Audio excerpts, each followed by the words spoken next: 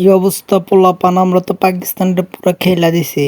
আরে আমি এদিকে শুনলাম তোকে আর তোর নেত্রীকে নাকি পুরো বাংলাদেশ মিলে খেলা দিছে।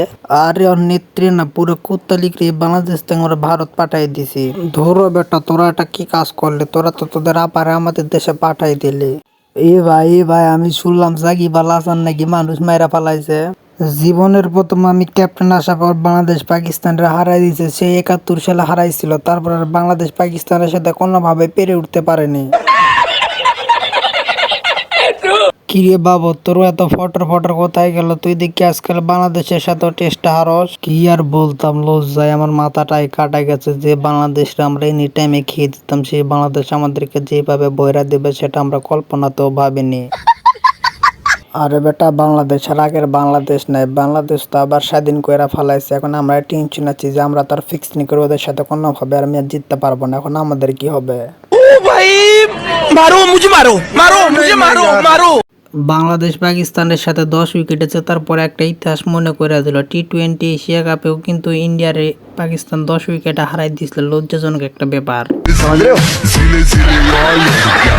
পোলাপান, আমার আর নেক্সট বিশ্বকাপ জেতা হইল না। তোমরা আমার কোনো ভুল টুট হইলে আমরা ক্ষমা কইরা দিও। কিরে লর্ড শান্ত, পাপন কাকুরি কি হয়েছে? পাপন কাকুর পাইছন মাইরা দিছুন নাকি যে এরকম করে আসে আমাদের কাছে ক্ষমা চাচ্ছে? আরে ওই শালা কোথায় আছে? আমি জানলে তোর যে ব্যাট দেওয়ার মাথা বাইরে 2 সাউ কইরা দিতাম। ওয়াকি তুই না এতদিন পাপন কাকুর জন্য দলে খেলতে পারলি? আরে আমরা খেলছি আমাদের যোগ্যতায়। আমরা পাপন টাপনের জন্য আমরা দলে চান্স পাই না, আমরা আমাদের যোগ্যতা দিয়ে চান্স পাইছি। ঠিক বলিস, পাপন শালাও ফাটাইছি আর আমরা ওইদিকে ম্যাচ জেতা শুরু করছি। তো আমরা ফর্মে আছি, পরের ইনিংসে কিন্তু আমি 100 করবো, এটা আগে আমি বলে দিলাম।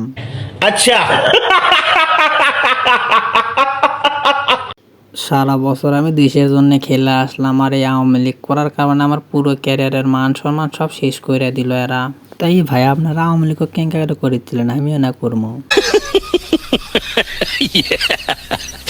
আরে মূর্খের দলে করা সেই করা নাই। তুই যেমন ইন্ডিয়ার দলে খেলেছিস, সাকিব আল হাসান ঠিক আওয়ামী লীগের দল করতো, বুঝতে পারছো এবার? ও সেই করা কেবল নেই বুঝলো ভাই, আগে তো আমি বুঝে পাইনি। এতদিন আমি দলত আসনো না, তোরা মেলা খেল খুল দেখাছো, আমি তো করে খেলা দেখছি। এখন তো তোরা খেলে আমার খেলা দেখবো। ভাই আপনি কোনো চাপ পেলেন না। আমরা মনে করেন এই দ্বিতীয় ইনিংসে মনে করেন যে হলে যে মনে করেন যে পাকিস্তানকে পুরো মনে করেন যে খাইয়ে দেবো। আপনি কোনো টেনশনই লিয়েন না। মনে করেন যে ভাই এই দলত থেকে মনে করেন আগে তারাই মনে করেন পাপনের চামচামি করতে, মনে করেন ভাই আগে তারপরে মনে করেন আমার দলত থেকে হাঁটাম, এটা লাগা আমার মেইন টার্গেট।